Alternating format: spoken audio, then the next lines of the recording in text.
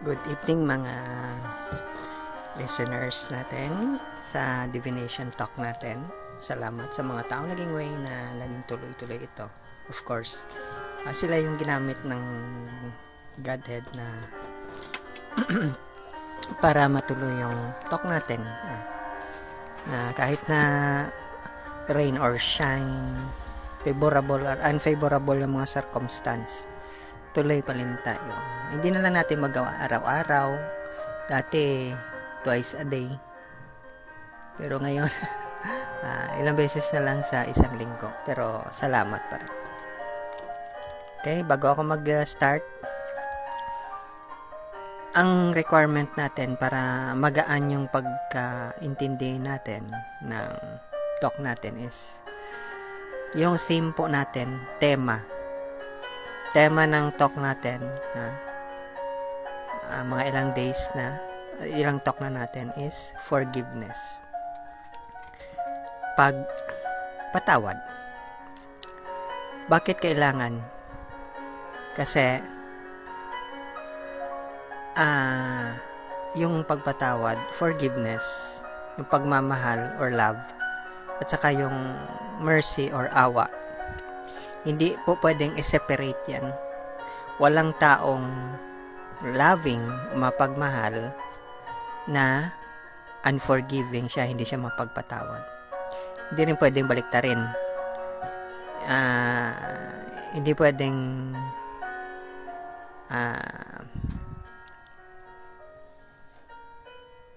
forgiving ka na hindi ka mapagmahal, or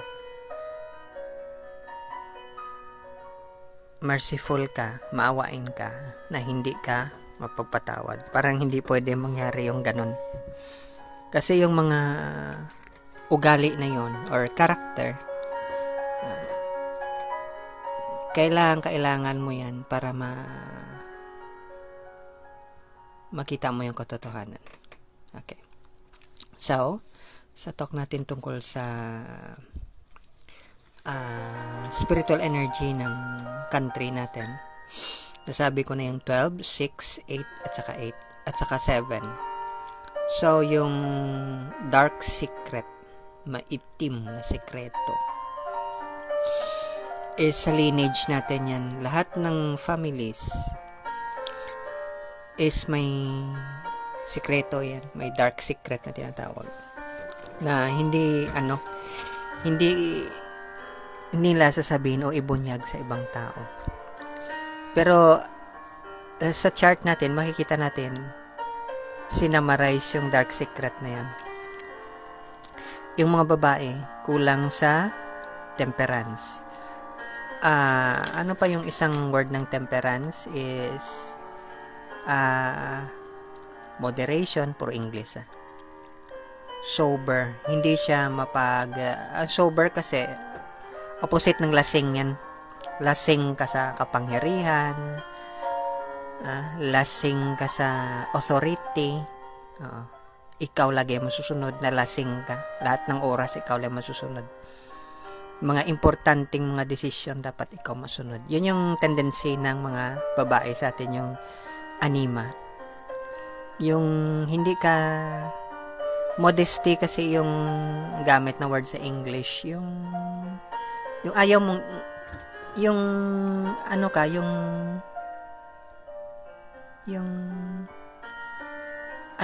yung parang kung pwede palang ayaw mong ipakita kung ano talaga yung kakayahan mo. Yung lakas mo, temperance yan, na parang ganito yan, parang isang magulang, kaya niyang ibalibag yung anak niya pero hindi niya ginagawa kahit na iniinis siya lagi, pero minsan nangyayari yan. Kaya napapatay minsan yung mga anak at saka asawa. May balita akong narinig na ganyan. Ako naman, hindi naman ako nanonood ng TV. Hindi naman ako nanonood ng mga news sa YouTube. Wala akong news sa Facebook. Tingnan ko lang yung mga updates ng mga, alam mo, iba yung mga updates natin. May mga post din tayo sa YouTube pero hindi yan, inspirational yan. So wala akong idea, minsan naririnig ko lang kinikwento ng mga kakilala ko, pinatay yung wife, kasama yung mga anak, alam mo yung ganun. Kasi dahil sa temperance yun. Minsan kasi na sabi ng isang prosecutor na medyo nagkwento ng konti sa atin, ano yan napuno na minsan yung lalaki. So hindi niya kaya, supposed to be ang wife is siya yung magpakalma, alam mo yung parang puputok ka na, siya yung mag-ano sa'yo, yung magpahaba ng pasensya mo. Minsan may mga ganong klaseng mga alam mo yung mga babaeng, yung iba dyan masalita, yung iba hindi naman masalita, pero naiinis ka lalo sa mga style nila kasi gusto nila sila yung may final decision, which hindi yon. Medyo baluktot yung pag-present sa atin ng history natin. Yung mga babae daw is sa ancient times, mga daw, yung parang nasuppress daw yung rights nila, pero hindi. Dahil yun sa training yun, pag tinrain ka na maging, alam mo yung mga, hindi naman natin pinipraise lahat ng karakter, yung mga British, yung mga royalty na sinasabi, may protocol yan sila na hindi, kahit na may mga things na hindi nila pwedeng sabihin pag sa harap ng lalaki, hindi nila pwedeng gawin, pero wala yan sa atin kasi hindi ko naman binababa yung may ugali tayong mga batang kalye kasi minsan street na karakter. Minsan yung iba ginagawa nila yung gamit ng term na pang squatter na ugali. So hindi sila yung refinement, kung kay Robert Greene pa kulang ng refinement, kulang ng pino yung ugali. Ganun yan. So ganun minsan yan nangyayari. So yung mga yan sa mga dark secret, kung ano man yung variation yan o mga iba-iba na ugali, isa lang yung ibig sabihin yan. Yung alam mo yung soldier na babae na kahit naiinis na siya, kaya niyang i-restrain or pigilin yung sarili niya na hindi niya ganon yun, yung mga yun yung karakter ng mga ladies talaga. Pag lady ang tawag sa'yo, ibig sabihin na kahit na kaya mong putulin yung ulo ng isang tao, hindi mo ginagawa. Very gentle ka pa rin magsalita, very hindi mo pinapakita yung, kung sa mga Chinese saying pa, wag mong ilabas yung yung matalas mong ba yun? Espada, yung sabi nila. Kasi pag nilabas mo yan, hindi na pwedeng ibalik yan sa lalagyan niya. May tatamaan talaga yan. So, ganun yun yung temperance na tinatawag. Hindi mo yun inaano. Kaya nga, ang tawag nila dyan, cultured yung mga tao dati. Ngayon, wala na yan. Yung alam mo yung akala mo matapang ka. Pag tinutukan ka ng baril sa ulo, iihi ka lang naman pala. Yung parang ganun yung mga hindi ganon yan. Sa pelikula mo lang yan makita yung matatapang. Sa totoo talaga yan. Talaga yan. Bihira ka makakita ng ganon.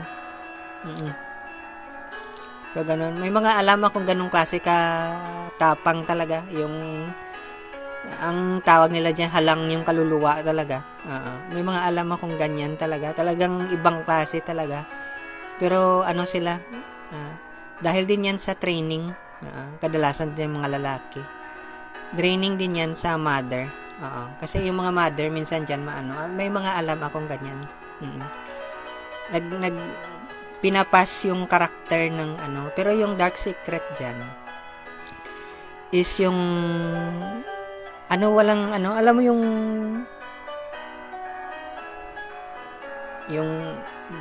may kasabihan niya parang basa yung dila. Madulas yung dila. May mga ganong klaseng tao. Nakala mo kung sabi pa ng isa kong kakilala na veteran sa Revolutionary War. Puro kayo kwento, dalhin kaya natin diyan sa sa talagang totoong barilan kaya. Tatagal kayo. Parang ganun yung sabi nila. Totoo talaga kasi yung mga ibang nakikita o naiinis sila.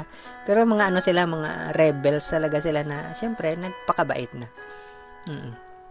Ganon yun. Pero mabait naman yun. Kasi tsura mabait naman. Hindi naman tayo mga tarantado. Ganon yun. So, yun yung namana natin sa mga anima natin sa mother side natin. Yung hindi mapagtimpi, sabi nila. May limit yung patience. So, minsan may mga ganong klaseng tao, yung dahil yan sa dark secret nga, napulot yan sa mga mother side. Sa kung tingnan natin yung natin. So, yung isa dyan is yung yung mga babae supposed to be yung magbigay ng buhay kasi yan final judgment, mabubuhay yung kahinaan mo. So, ganun yan, mabubuhay yung kahinaan mo, lalakas ka. Supposed to be yun yung role ng mga babae. Minsan, yung reason na actually, kahit sa family life, yung lalaki, hindi yan may sense of honor yan. Bihira ka makakita ng lalaki na yung talagang tatalikod lang sa mga responsibilities siya kung kaya niya lang. Hindi yun. Na nangyayari minsan yan, tumatalikod yung mga lalaki because namatay na yung niya. Wala siya nakitang hope. Sobrang yung tinest mo yung patience niya. Kaya nga sabi may kasabihan sila na pag yung lalaki daw nag-decide, wala na yan. Pero actually, dahil sa babae yun, yung parang sinasagad mo ba? Sagarin mo. Buti sana kung pagkain yan, pwede mong sagarin hanggang pasensya na sumakain na, baka sumuka ka. Pero yung sagarin mo yung patience ng ibang tao, ibang klase yon. The more na kasi may mga alam ko diyan. May isa pang ang kwento diyan isang batalyon ng Scout Ranger, wala siyang hawak na baril. Nag-surrender sa kanya. Isang batalyon Scout Ranger yun Hindi yung basta-basta. Nakakatawa yung kwento. Mga rebelde. Okay. So anyway, ang point dyan is tayo pong mga babae dapat tayo magpagtimpi, may patience. Hindi yung parang akala mo may kapangyarihan ka, pinagbigyan ka, sagarin mo na. Wag namang ganon. Kasi yan kayo yung babae kasi parang jewel yan, parang siya yung alam mo yung sa singsing, 'di ba may nilalagay na diamante, siya yung jewel doon. Pero kung matanggal siya, wala rin yung kwenta yung yung singsing. Okay. So ganun 'yun. So kayo yung parang mahalagang bagay. Pag nawala yung yung value mo dahil parang imposible ka namang maibalik ulit, ganun 'yan. Nasira. So ganun yung lineage. So kung titingnan mo sa real world ngayon hindi ko alam kung ano nangyayari sa mundo ngayon. Hindi naman ako mahilig sa TV at sa balita. Wala nga akong radyo. Anyway, may mga music dito. Yan na naman yung sa akin. Is ganun yun. Tingnan mo, may yan. Kaya nga sabi ni parang naalala ko yata. Hindi lang ako kasi matagal na yun. Parang kay Robert Greene yata. Sa life ng mga royalties, kung delikado yung mga lalaki, mas delikado yung mga babae. Ang pinakadelikado yung mga gay daw, sabi nila. Kasi may history yon na ang China actually kinontrol ng mga gay. Ang tawag sa kanila is mga eunuch, mga kapon. Tinanggalan ng bayag kasi para hindi mabuntis yung mga babae. Naging gay sila. Ganon. Very very dangerous kasi akala mo helpless sila. Yung pala nakokontrol nila yung kahit na yung emperor na control nila. So, walang magawa. Ganon sila. Alam mo napaka-loyal, pero napaka-disloyal. So, ganon yung nangyari. So, maging maingat lang po tayo. Kasi, dark secret yan. Ibig sabihin, negative energy yan. Ang tawag dyan is Maya. Okay? Illusion. Mga kamalian na minsan, yung iba, sarap na sarap sila sa ginagawa nilang kalokohan. Na ganun.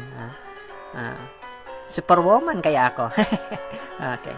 So, sa mga lalaki naman, ulitin ko, kasi 14 at saka 20 card, which 7 yan siya.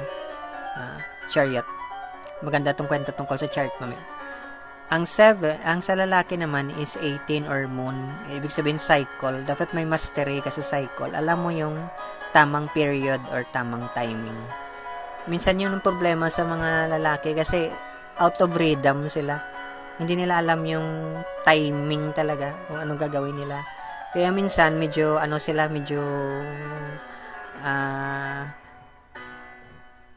yung mga decisions nila is parang sobra, katulad sa news. Ewan ko, paulit-ulit to kasi yun naman yung mga alam ko news.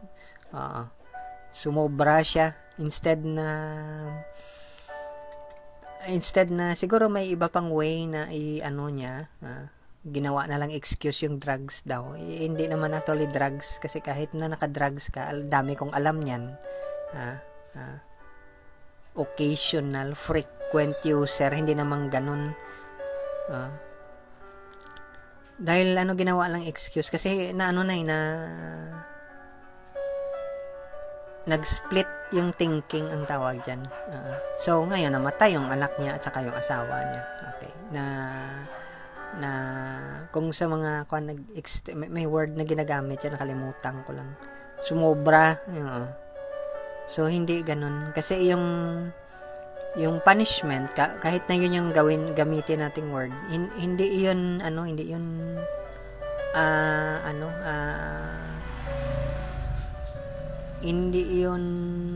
physical actually yung punishment. Sa mga matatalinong tao, yung punishment hindi physical actually. Pero minsan pag medyo mababa yung takbo ng utak mo is physical ka. Ganon yan. So, ayun, mali. Hindi, parang yan parang ugali ng isang farmer, yung kasi yung grandfather ko farmer, isa kong grandfather farmer din. So, minsan pinapabayaan mo lang siya para mag-grow siya. Okay. Ganon yan. Okay, 18 card. Ang isa para mabalance siya. Yun yung problema minsan. Yung dark secret dyan is actually hindi marunong mag-timing yung mga lalaki. Hindi nila alam kung paano mag-antay. Parang pareho din sa babae, pero yung sa kanila is kailangang i-allow mo lang yung isang bagay minsan na mag-mature siya. Balik tayo sa idea ng karma. Mag-mature siya. Kasi may mga taong parang ganito yan. Pumuti na yung buhok mo, pero yung ugali mo, pambata ka pa rin. Yun yung malungkot dyan. Marami kang mamit na mga ganun. Ewan ko sa inyo may namit kayo, pero ako ang dami kong namit na yan. Kala kung titingnan mo sila, tumatanda yung katawan, pero yung isip, bumabalik pagkabata. Kasi malalaman mo lang, alam mo yung yung puno, habang tumatanda yung puno, lumalabas yung fruits niya, bunga. So, habang tumatanda yung isang tao, lumalabas yung mga napakaganda niyang ugali. So, yung usually, sa nature ng lalaki, hindi yung masalita. Hindi yung nagsasalita, bihira nagsasalita. Magkikita mo yung karakter niya. Yung iba minsan, parang pabalik yung direksyon nila. Habang tumatanda sila, parang bumabata yung karakter nila. Ganun. So, ganun yung kasi hindi nila alam yung cycle ng animus. Yung animus is habang tumatagal siya, naging stable yung karakter niya. Parang predictable yung karakter niya. Hindi siya basta minsan makita mo talaga hindi nagsasalita. ah, yung parang ano siya, parang alam mo yung parang ideal talaga, parang knight. Alam mo yung ano si King Arthur and Knights of the Round Table, yung parang ganon, yung karakter. Galant, respectable. Hindi siya, alam mo yung wala siyang gagawin. Pag upo siya, nakaupo lang siya, wala siyang gagawing ibang bagay. Ganon. May mga ibang taong hindi ganon. Alam mo yung paupuin mo lang siya isang oras. Hindi, mangati yung puwet niya, mangati yung paa niya. Laging kating-kati. Paanuhin mo siya yung magsalita ng isang oras. Mangati yung bibig niya. Kasi ano ganun minsan, walang fruit ang tawag dyan. Kaya nga, may mga kasabihan dyan si Confucius, Chinese to, na parang ganon yung supposed to be yung isang tao. Gentleman ang tawag sa kanya. Okay. Yung joke ng mga classmates ko dati, gentle dog ka daw aso kang mabait. So, yung isa dyan is ang balance niya is ang 16 tower card. May history actually yung tower card sa totoo lang. Na na supposed to be yung tower card. Ito yung time na mag-release yung energy mo, totoong energy mo. Kasi may lightning yan dyan na symbol. Pero actually, may sa history, may story yung tower card, betrayal. So, tinraidor siya. So, sila. So, yung tower card na yan, ang purpose niya is para dapat lumabas yung totoong karakter ng isang tao. Pillar. Diyan kinuha yung yung Mary Magdalene, parang pillar siya. Okay. So ngayon, ang combination na ito is Chariot card. No, ito yung interesting na story. Parang may part ako na hindi ko masyado maalala na. 'Di ba yung Chariot card regarding sa yan, yung parang chariot makita mo. Tapos parang may dalawang animal diyan. Yung sa original na story actually lion. Actually may unknown na may hindi masyado popular na story kasi yung lover's card na which is ang sa atin is unconditional love 6 at saka yung chariot card may similar na story yan. Story ito ni Atalanta kasi siya babae siya, champion na runner siya si Atalanta. So napakagaling niya, walang sabi niya mag-aasawa lang siya kung matatalo siya ng isang lalaki. Parang parang story na anak ni Genghis Khan yata o ni Kublai Khan, parang pag natalo siya sa wrestling siya aasawahin niya, ang dami niyang okay. So ngayon walang makatalo sa kanya, so parang may isang lalaki yata nagkagusto sa kanya, nag-ask yata ng tulong kay Athena yata, Athena or kay Venus, nakalimutan ko na. Oo, so binigyan siya ngayon ng 3 golden apples. Yung golden apples, every time, tinatapon ng lalaki. Hanggang sa, na-attract kasi si Atalanta sa apple. So, natalo siya. So, nagkagusto siya ngayon sa lalaki. Bakit ba may lalaki palang makatalo sa kanya? Okay. So, ngayon, na natalo niyang lalaki, nagkagustuhan sila. Oo. So, ngayon, ang agreement dyan na before sila mag-asawa, may blessing muna. Blessing. Okay, so walang blessing, nagmamadali sila. So ngayon, kinurse sila ngayon, sinumpa sila, naging 2 silang leon. So kung tingnan nyo yung chariot card na yan, may 2 leon yan dyan na nagdadala ng chariot at saka yung lalaki nakalagay dyan. So ang idea dyan parang si Pallas Athena yata yan. Yung rin, yung babae ring walang asawa na na warrior. Pero yung parang image yan, lalaki ang nangyari. So ganun yan. So parang similar din siya sa devil's card na nakatali yung babae at lalaki. Okay, pero yung lover's card na yan, ibig sabihin na na unconditional love yun yung nangyayari. So ngayon, ang nangyayari sa atin is dahil sa pagkatali natin sa ancestry natin sa lalaki at sa babae, sa anima at saka sa animus, is hindi ngayon ma-open yung third eye. Kasi once na ma-open yung third eye, yung tongues of fire or yung Holy Spirit, lalabas yan. Now, ito yung masaya ngayon na part. Okay. Pupunta tayo sa part na very interesting. Kasi, according sa story sa Revelation, yung mga hindi naman masyadong mga maganda. Okay, sige, balik natin. So ngayon, ikaw is a very religious kang tao. Ikaw, Ma'am Shi, Beses, Ladies in Red, at yung matanda at saka bata. Okay. So, ikaw, Brad, mabait kang tao. Mayaman ka naman. Maganda naman yung maganda yung katawan mo. Ikaw, Miss, ikaw, Mister, maganda yung katawan mo. Matalino ka naman. Halos lahat andyan na sa inyo. Ang tanong ngayon, bakit hindi bukas yung third eye nyo? Okay? Religious ka namang tao. Pero sabi ni Master Christ, yung mga taong sumusunod sa kanya, bibigyan niya ng gift. Ano yung gift na yun? Gift of the Holy Spirit. Bakit 30 years ka na nagsisimba, hindi pa rin lumapit sa'yo yung Holy Spirit? Ano kayang problema mo? Baka siguro napagod yung Holy Spirit.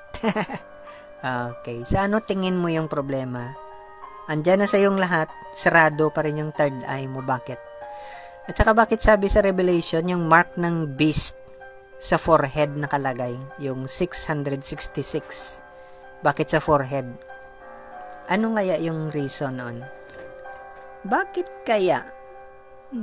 Ano kaya yung reason? Bakit sa forehead yung mark ng beast? At saka bakit yung third eye nasa forehead? Ano yung reason kaya? Parang interesting. Na ngayon, tanungin mo yung sarili mo. Ilang taon ka nang pabalik-balik sa simbahan na pud na yung sapatos mo, baka may kalyo na yung tuhod mo. Pero yung promise ni Master Christ na Holy Spirit or tongues of fire, wala. Wala pa rin. Baka napagod siya sa sobrang dami ng tao ngayon sa buong mundo. Bakit yung mark ng beast na 666 sa forehead? Ano yung connection? Ngayon, eto na. Dahil yung lineage natin dapat sa mother side at saka sa father side, chariot card, dapat bukas yung third eye kasi hindi pwedeng mag-pair yung babae at saka lalaki na hindi bukas yung third eye. Kahit anong gawin mo, masisira yun. Ang tawag dyan is unequally yoked. Hindi kayo balanse. Dapat yung lalaki bukas yung third eye niya, yung babae bukas din yung third eye niya. O ngayon, sino yung makapagbukas ng third eye? May blessing ka naman ng religious leader mo. Bakit sarado pa rin yan? Baka kailangan mo siguro ng mas mataas na religious leader. Okay. Bakit hindi siya mabuksan? Kasi, ang sikreto dyan, yung righteous lang na tao, yung guru, yung sadhu, or yung saintly na tao, yung spiritual master mo, acharya, or yung mystic mentor mo lang ang pwedeng magbukas niyan. Pag hindi iyan nabuksan, ibig sabihin may seal yung forehead mo. Ano kaya yung seal na yon? Hindi ka naman masamang tao. Ang seal na yon is hindi mo ma-receive yung Holy Spirit. Ganun lang yon kasimple. So, since hindi mo siya na-receive, ang seal mo andyan pa rin sa forehead mo. Yung 666 na seal, andyan pa rin sa forehead mo. So, yung gagawin ng mystic mentor mo, or spiritual master mo, or sadhu, tanggalin niya yung seal na yon. Ganun yan. So, ganun yung nangyari sa mga watchers supposed to be. Kaya lang, siyempre alam mo tao ka lang naman, alam mo yung the spirit is willing but the flesh is weak. So hindi matanggal-tanggal. So ngayon, tanungin mo yung sarili mo, sa mga lahat ng kakilala mo, Ilan yung taong natanggal yung seal nila sa forehead? Ilan sa tingin mo? Ilang tao yung bukas yung third eye niya na alam mo? Kasi kung bukas yung third eye mo, yun yung way mo na makakommunicate ka sa Holy Spirit. Okay. Kasi yung mga apostles, before sila nag-start ng ministry nila, age of power nila, natanggal mo na yung nag-open mo na yung third eye nila. So, ikaw, hindi pa na-open yung third eye, paano na lang yan? Ano ba yung ibig sabihin ng 666 na yan? Ibig sabihin ng 666, seal yan ni Maya.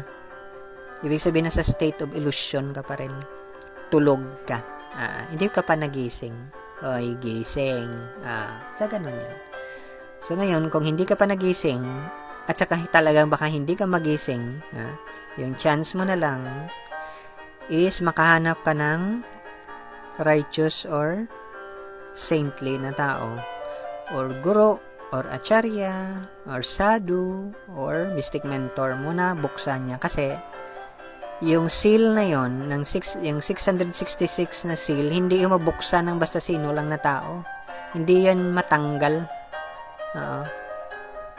Ang makatanggal lang yan yung righteous na tao, saka papasok yung Holy Spirit or saka magbukas yung third eye. So ngayon, tanongin mo yung sarili mo, para ano pa yung buhay mo? Kung yung seal sa forehead mo hindi matanggal. Para ano? Yun yung reason minsan na parang hindi mo alam kung ano yung plan talaga ng Godhead sa'yo. Kasi hindi mo nga siya marinig. Hindi ka nga maka-relate sa kanya. Kasi yung seal mo, sobrang kapal. Walang incantation, walang anting-anting, walang na pwedeng tumanggal ng seal na yan. Kasi seal yan ng Godhead. Baka akala mo kaya sige, mag-pray ka dyan. Pumunta ka sa Mount Banahaw, Mount Cristobal, mag-pray ka. Baka sakali matanggal yung seal niya. Okay. So, ganun yun. So, once na nakakita ka na ng depende naman yan hindi ko naman sinabing restricted sa isang religion yan or meron din naman baka sa church nyo baka merong taong marunong tumanggal yan. Kasi yan yung problema minsan, hindi matanggal-tanggal. So ngayon, pag ma-meet mo yung tao sa religious group mo or kung saan man na matanggal niya yung seal at saka ma-open yung mata mo, di pwede ka na mag-start ngayon ng totoong buhay mo. Kasi yung buhay mo ngayon, dahil sarado pa yung mata mo, parang bulag. Alam mo yung bulag? Kahit anong sabihin mo sa kanya, napakaganda niya, baka siguro maniwala siya sa'yo, pero habang hindi niya nakikita yung itsura niya na maganda siya, o gwapo siya, hindi halos maniwala sa'yo yan. Hindi niya nakikita yung sarili niya. Pero ikaw, na nakikita mo yung itsura niya, masasabi mong, ay, ang ganda mo, ang gwapo mo. Pero siya, halos hindi. So, ganun yung nangyari pag may seal yung third eye mo. Hindi mo ma-appreciate na maayos, pero once na bukas yan, maintindihan mo ngayon na, ay, totoo nga pala, ang ganda ko, ang gwapo pala, parang ganun yun. So, yun yung ngayon dyan. Sino yung magbukas ng third eye mo? Kasi kung hindi yan mabuksan, parang walang purpose yung buhay mo. Sige, magparami ka ng pera mo, magpaganda ka dyan, magpakatalino ka, magsikat ka dyan, o baka magpatakbo ka pagka-presidente, sarado yung mata mo, wala ka rin makikita. Para kang tulog na nananaginip. So, minsan hindi yun ma-appreciate ng iba. Kasi para sa kanila, walang merit yung yung kailangan buksan yung third eye mo. Pero sa design po ng country natin, dapat yung mga leaders, yung mga parents natin sa mother side saka sa father side, dapat yung requirement niya talaga bukas yung third eye. Ibig sabihin, parang natanggal yung seal nila, yung tongue of fire, yung power ng Holy Spirit nandoon sa kanila. Na hindi ibig sabihin pag may power ka ng Holy Spirit, makalipad ka sa hangin. Hindi naman ganon. Ibang klase yan. O baka pwede kang magbuhay ng patay. Hindi naman ganon. Iba-iba naman yung gift na yon. So, pero may gift ka talaga. Parang yung iba't ibang klaseng puno, pag mangga ka, mangga lang syempre yung bunga mo. Hindi naman pwedeng mansanas. Layo naman ng ganon. Ganon yan. So, kung wala kang ganon, simple lang, wala kang peace of mind. Mamamatay ka na lang, wala kang peace of mind. Kala mo may peace of mind ka? Hindi pwede. Kasi bulag ka nga. Kaya nga ang bulag at saka bulag, hindi pwedeng mahirapan sila.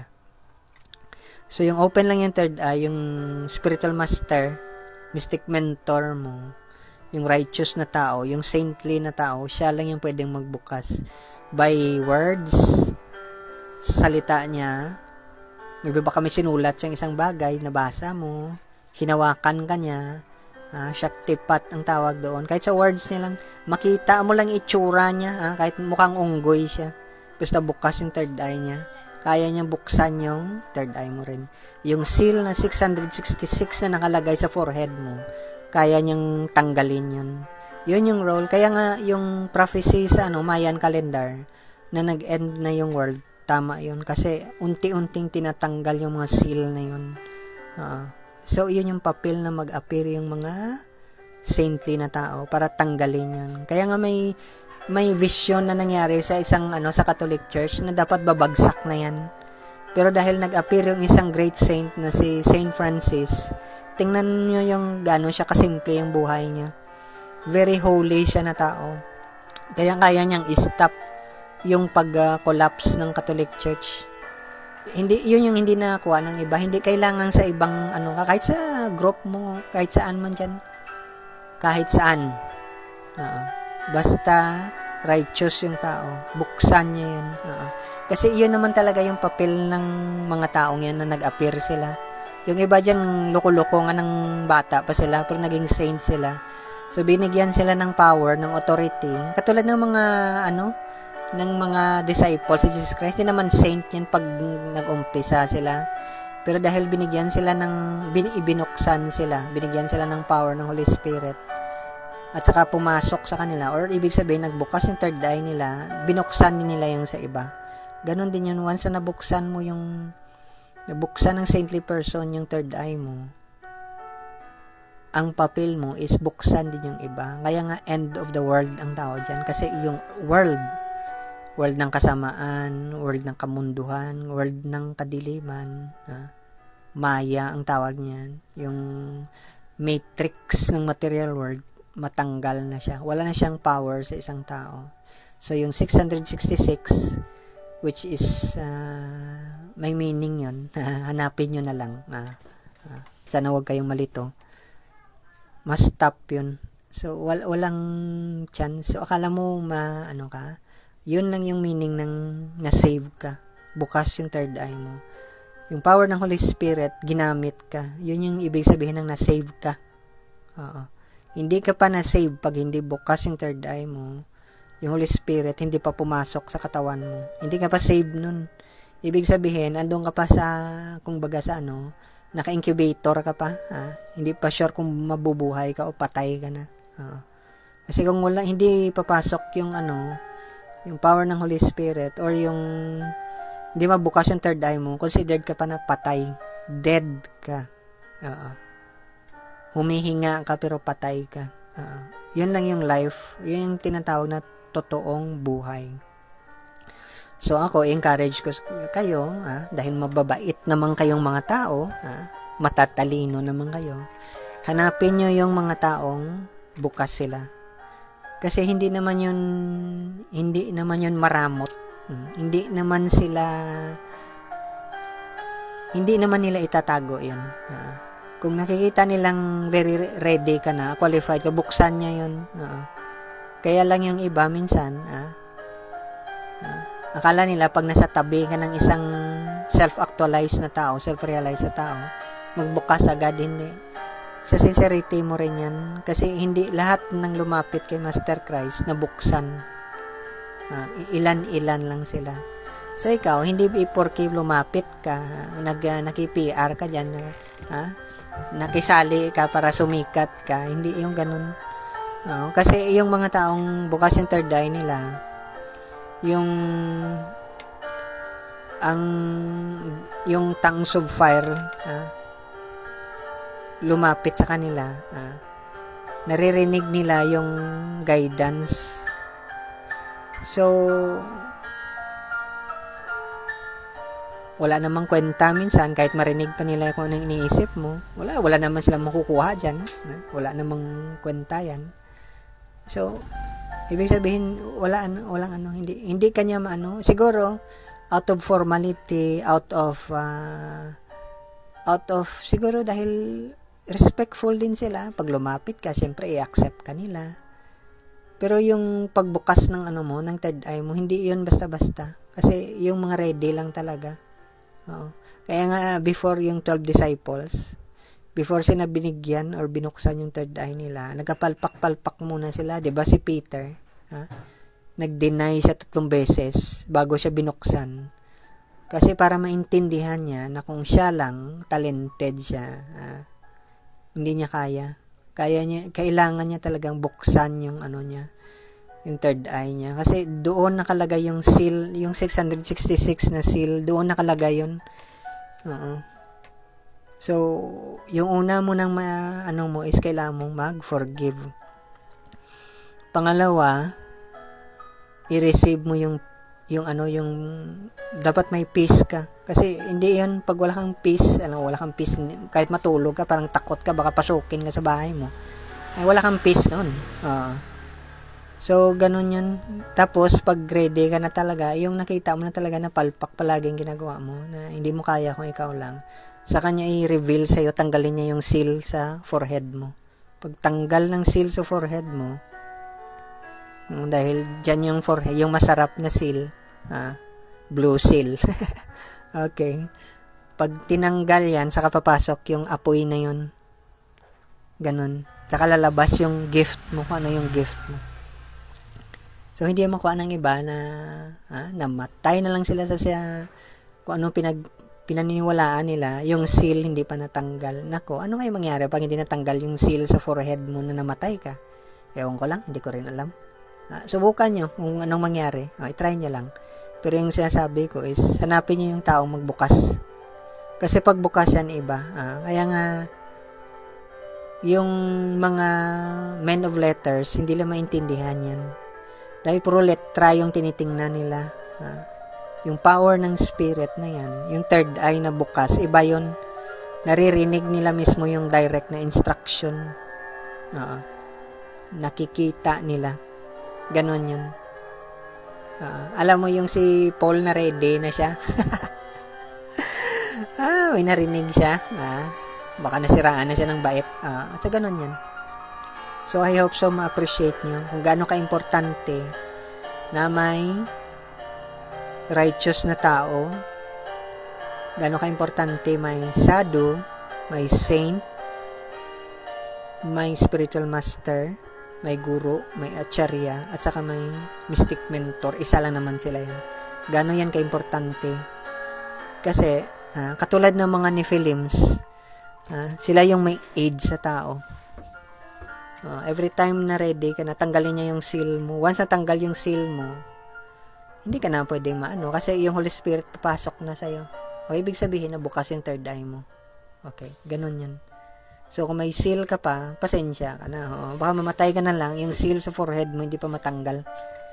Okay, kaya nga hindi mo ma-receive yung guidance, wala kang peace of mind, hindi mo naintindihan yung totoong nature ng love, hindi mo naintindihan yung totoong nature ng forgiveness, kung ano talaga yun. Kasi may seal ka nga, yung puso mo makapal. Huwag na natin sabihin yung mukha mo makapal, yung puso na lang. Okay, ganon yun. So, kung hindi mo yan naintindihan, take your time to meditate. Baka maintindihan mo. Okay? Mga mamshi, beses, ladies in red, ate matanda at saka bata. Okay. Sana before sa makaano tayo ng time ng Valentine's. Okay. So, ito yung natin. Sana may napulot kayo. Gaano ka-importante? Bakit connected yung third eye na opening at saka yung pagtanggal ng 666 na seal sa forehead. Ganon yun. May connection yun. Hindi ko na lang sasabihin, kayo na lang mag-research. Pero, ano yun? Once nakuha niyo yung meaning ng seal na yun, at saka bakit siya paano siya matanggal, dahil sa guidance ng spiritual master mo or anong man yung guide mo or anong tawag mo dyan. That's why sa Jewish tradition may righteous men na mag-appear kasi sila yung tatanggal niyan. Sa ibang culture meron, tayo wala pa. I hope so meron na tayo. After ganito siguro mga after ilang years meron. Hindi ko pa na-meet yung mga ganong klaseng tao. Sana ma-meet ko rin. Katulad din sa inyo. Excited din ako. So, I hope so may napulot kayo. So, pag-isipan nyo ng maayos yung mga sinasabi ko. Hindi mo pwedeng bayaran yung pagtanggal ng open ng third eye mo kasi seal yun ng Godhead.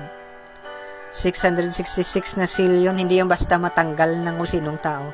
Righteous lang na tao yung pwedeng tumanggal nun.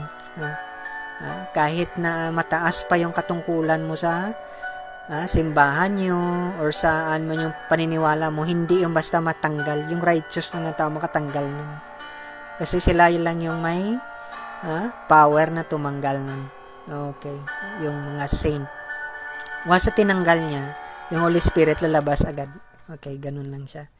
Once na lalabas siya or mag-open yung third eye mo, yung archangel na nakasil sa place natin, makikita nyo kung gaano siya mag-work. Okay. Anyway, iba kasi yung kinukwento ko sa inyo, iba yung makita nyo. Ganon yan. Alam mo yung bulag ka tapos sabihin sa'yo na maganda yung rainbow, ay hindi mo ma-appreciate. So, yung ano ko lang sa inyo is, maghanap ka ng taong magbukas, magtanggal ng seal para mas maintindihan nyo. Okay. Thank you sa time nyo. Sana sa mabuti lang tayo at sa susunod muli. Thank you. Bye-bye.